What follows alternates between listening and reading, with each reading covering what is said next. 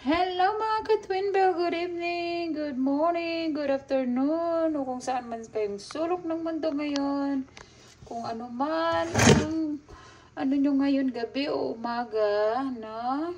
Hello, hello, hello sa inyong lahat. Ito nga pala, galing ito, ipapakita ko lang sa inyo, ang galing sa aking tanim. O, diba? Maliit man pero pwede na rin ito. Lamang loob pa rin ito, spinach.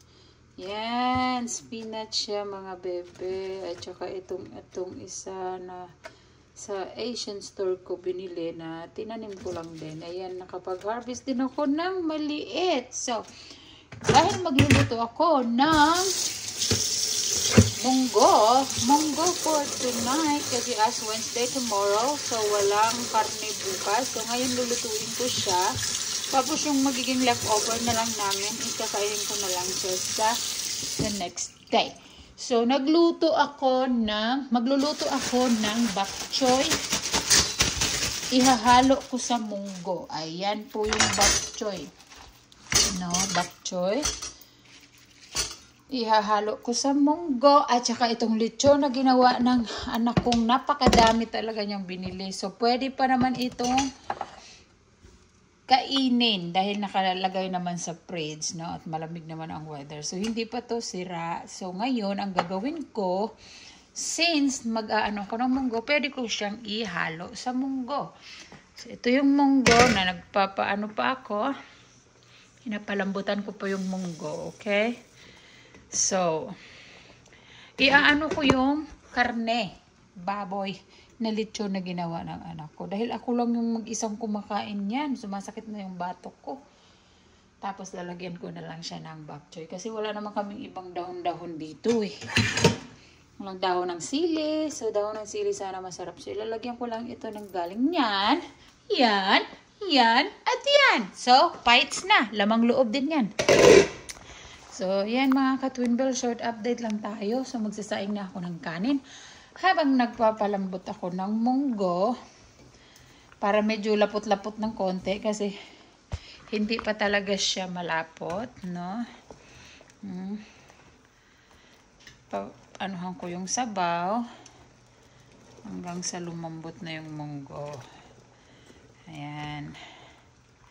Nag-moist. So, ayan, no. Hindi pa siya malambot. Kasi, kaano ko pa lang, ka-start ko pa lang. Gusto ko yung malambot at thick na siya. Para makita na yung talaga na consistency.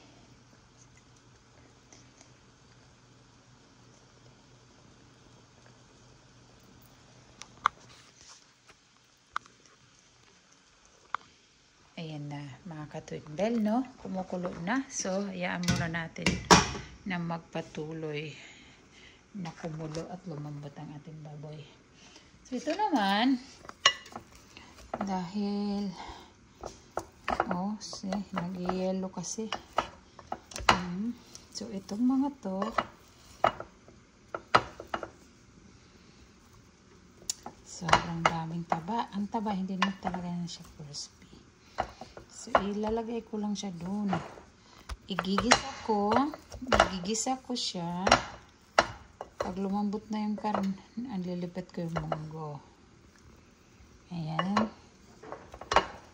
So, ayan po mga ka-Twin Bell.